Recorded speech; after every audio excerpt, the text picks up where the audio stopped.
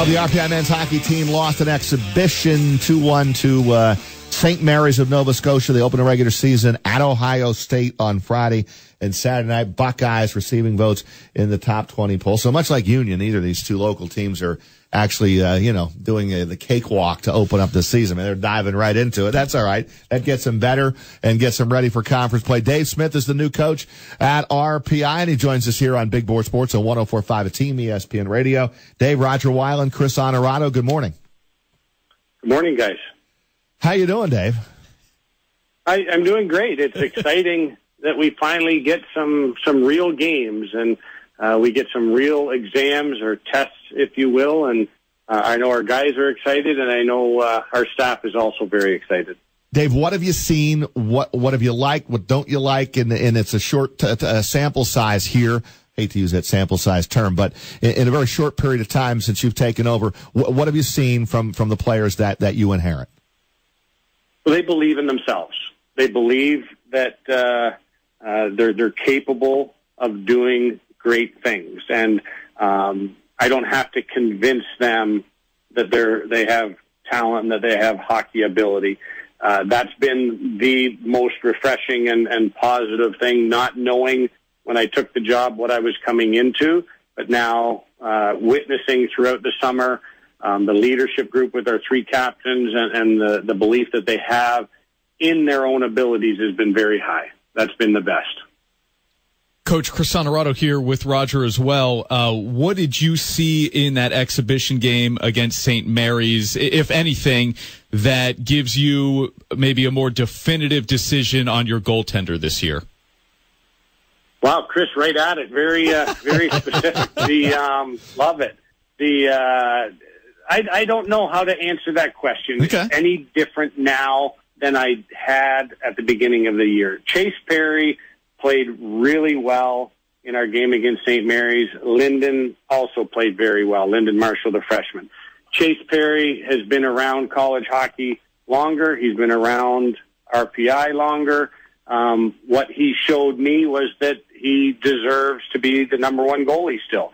And Lyndon showed me that he's nipping at Chase's heels and that there still is not enough information to give a definitive answer, Chris, to what really is a very important question with every single hockey team. Yeah, and Coach, and that's the reason I ask it is because anytime we talk football, you'll hear somebody say, if you have two quarterbacks, that means you have none.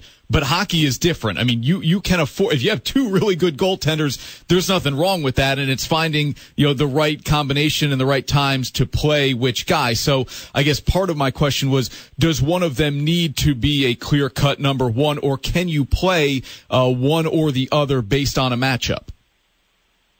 I don't believe in a matchup. I believe in building confidence in each of them, Chris. I believe that the numbers that RPI Hockey, not attached to Chase or anybody in particular, that RPI Hockey showed in save percentage and goals against last year needs to be improved upon. It's not fair to pin that all on a goalie. It's not fair to pin it on any one player. So when we're talking about establishing better goaltending numbers, that's got to be all the guys on the ice, and it also has to be a much better penalty kill to help those numbers. Well, Dave, you talk about goaltending and obviously stopping teams defensively. How about your offense? What have you seen? Who's there to put the puck in the net? Because you got to score goals to win too. And I know that has been a struggle a little bit over the years here recently. Is scoring goals? How confident do you feel in that category? Well, confidence is much like goal scoring in that it can be contagious and it can be a habit, and we're working on those habits now. I think we have some wonderfully skilled hockey players that scored in junior and have a history of scoring.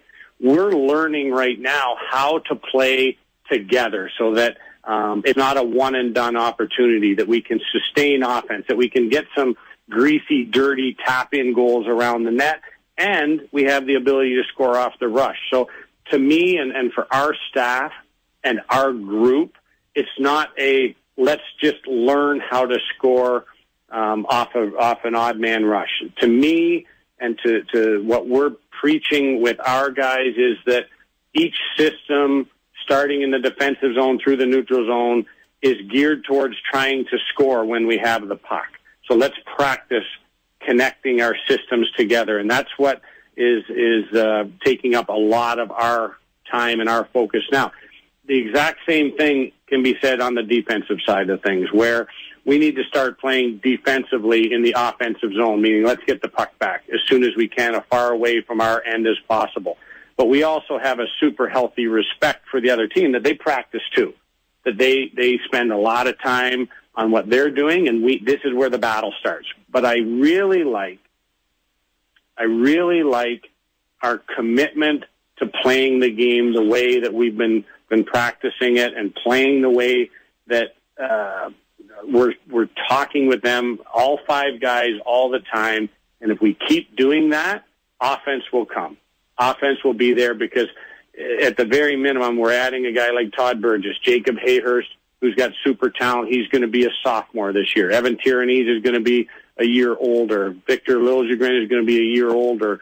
So if nothing changed, those guys are adding some more experience.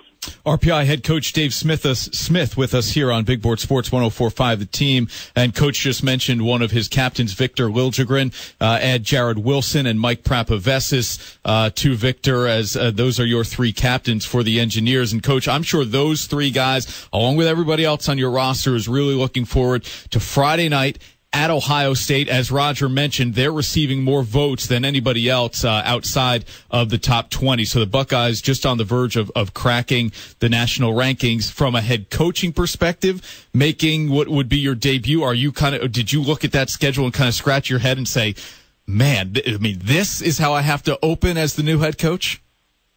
Absolutely not. I said those words, but I was like, this is how we have to open. Damn right, boys. Let's get after it. So the excitement is there. We need some successes. We need some failures. They're all going to happen. Hockey's a game of mistakes, and we need to react. And our guys need to see how our staff is going to react to good plays and bad plays. And we need the ability to ride those ups and downs. We're not a finished product right now. Ohio State may be closer to a finished product, but they're also not a finished product. So we went into our exhibition game with the goal of 3 one-period games. It's so early in the year right now. We're going to do the same thing with Ohio State, and we should get better from the first period to the second period, from the second period to the third period. And if we keep that growing and building mentality, it doesn't matter who we play, because everybody's good, everybody's prepared. But RPI Hockey wants to be playing in these games against the Ohio States, who are either in the top 20 or on the edge of the top 20. And we want to be competing first against ourselves to show what we have. But there's so much to do still that it's hard to put a definitive answer onto what we're going to see on Friday night. Well, Coach, I know you're looking forward to it. We are as well, and I know the RPI hockey fan base, which I think is enormous around here, and you start winning games on a regular basis, you're going to fill up that field house in no time at all. Good luck to you at Ohio State. We'll do many of these interviews throughout the course of the season. I appreciate it, Roger. I appreciate it, Chris. It's always fun to talk RPI hockey, and we're really looking forward to a great weekend here.